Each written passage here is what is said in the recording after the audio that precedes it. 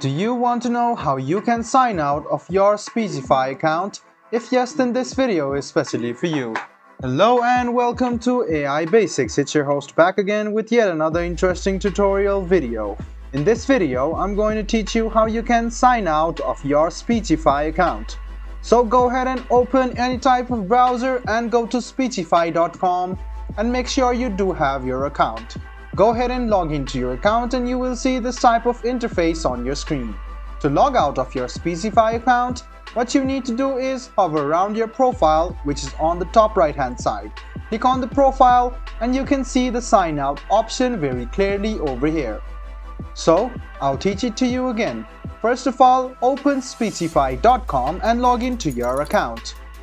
After you have logged into your account, you can see your profile on the top right hand side. Tap on it and then click on sign out.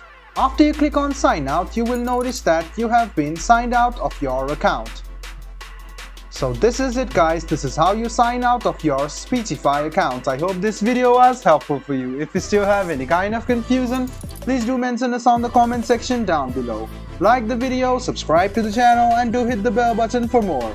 Hope to see you in the next video as well. Until then, goodbye, take care and make sure you enjoy.